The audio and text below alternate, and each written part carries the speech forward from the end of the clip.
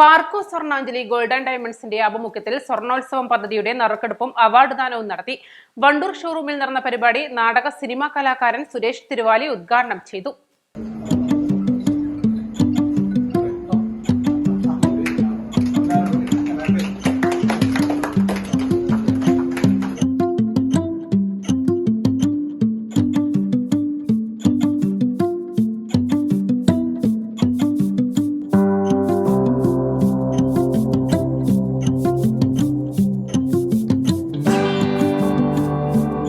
സ്വർണ്ണാഞ്ജലി ഗോൾഡിൽ നിന്ന് പർച്ചേസ് ചെയ്ത 10 പേർക്ക് ഓരോ സ്വർണ്ണ കോയിൻ വീതമാണ് സമ്മാനമായി നൽകുന്നത്.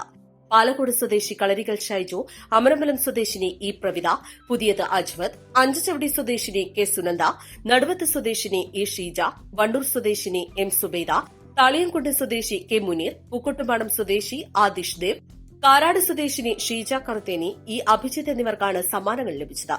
ചടങ്ങിൽ ഗോൾഡ് മർച്ചന്റ്സ് അസോസിയേഷൻ സംസ്ഥാന കൌൺസിലറും സ്വർണ്ണാഞ്ജലി ഗോൾഡ് ഡയറക്ടറുമായ മച്ചിങ്ങൽ അലവിക്കുട്ടി അധ്യക്ഷത വഹിച്ചു.